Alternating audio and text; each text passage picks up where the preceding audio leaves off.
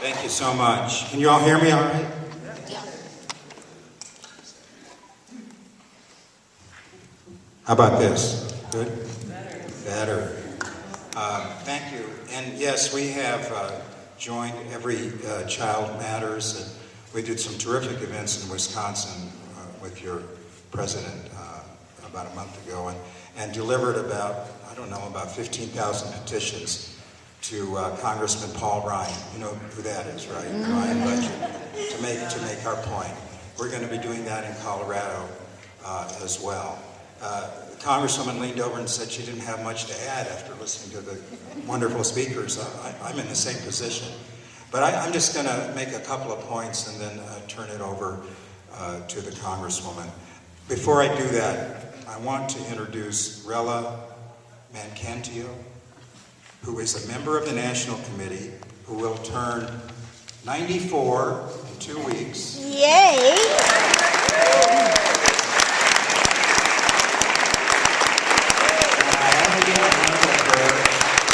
Recently when she sent me a beautiful book of her poetry, right? A beautiful book of her poetry, and she designed the cover and painted the cover. So thank you for that. Thank you for being a member, and especially thank you for coming.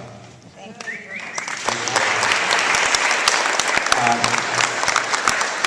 There are a couple of big issues that are at play with Social Security in Washington, and I'll just mention the top two.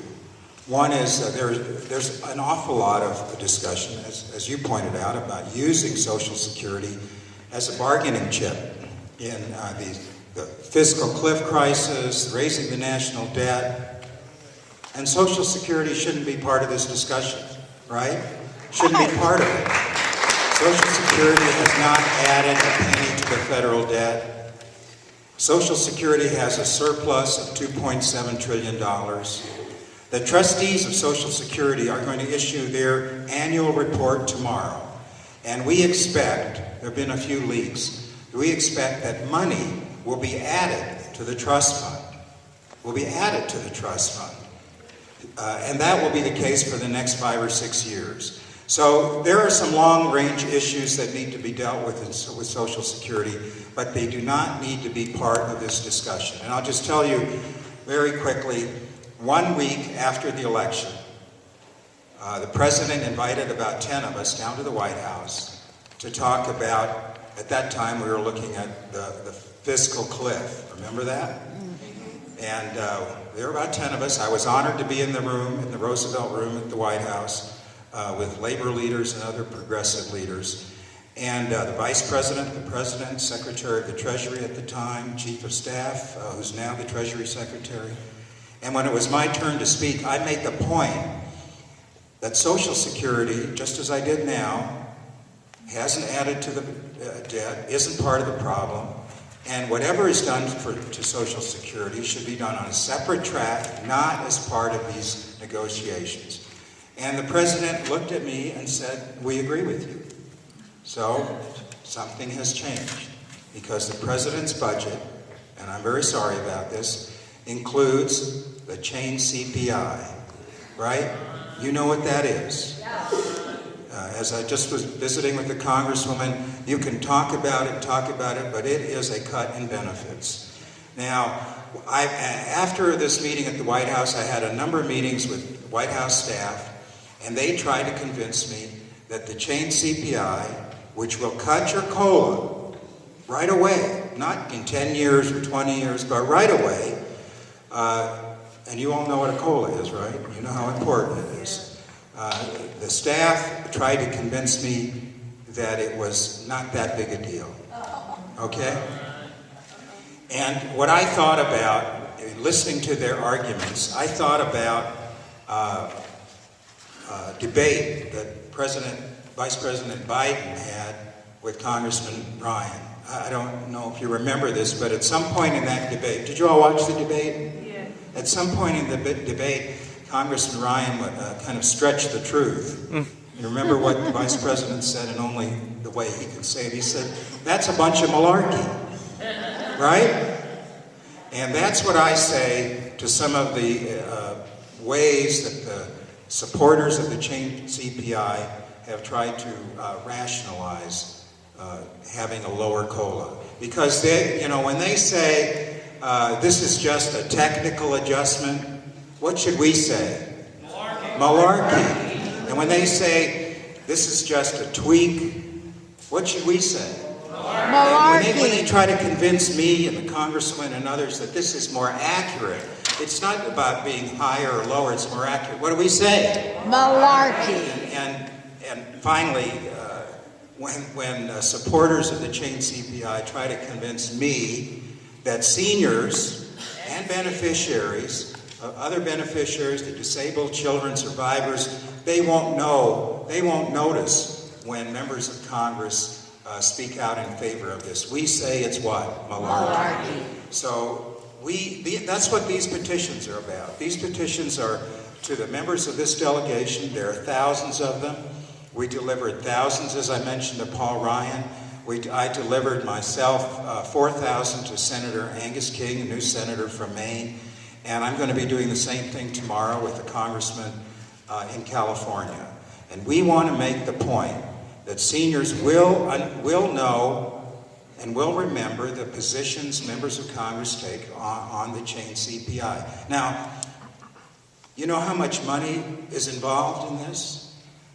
The savings in the president's budget by using the change CPI is $125 billion. Guess where that money won't be? It won't be in the pockets of seniors. So this is a big deal. This is really a big deal, and it's something the National Committee is very committed to. And I think it's just wonderful that we can have a town meeting with groups that are as committed to these programs as we are. Every Child Matters, which is such a great organization, and National Council of Raza, we work with your group in Washington regularly. In fact, someone on your staff in Washington is very involved regularly with our organization, Leticia Miranda, you know that. So you need to pay attention to where your members of Congress are on change CPI, on cutting the COLA, on cutting Social Security. And we're lucky.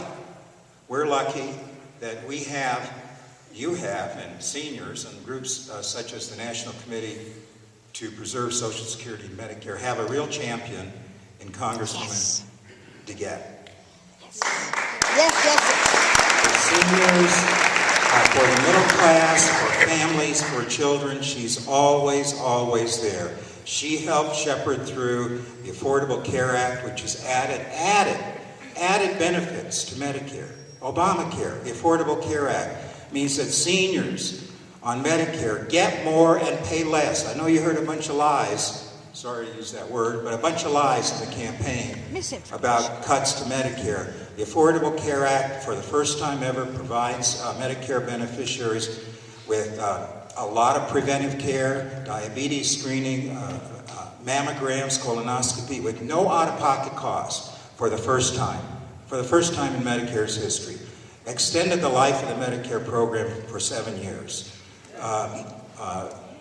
This was a program that not only added benefits, but reduced projected out-of-pocket costs for Medicare beneficiaries. So thank you for that, and I hope that we're successful in getting the drug companies to negotiate on the best price for Medicare. That's a huge savings, and the Congresswoman is leading the fight. Now, when she first ran for Congress, I came out here to help her, because I'm a pretty good judge of how members of Congress will live up to the promises they make. She's lived up to every single one of them. Every single one. And when I came out here, I gave her these to go to Washington. I gave her these to go to Washington. Remember that, right? To go to Washington and fight for seniors. And when we called her office, I said I wanted to give her a pair of boxing gloves.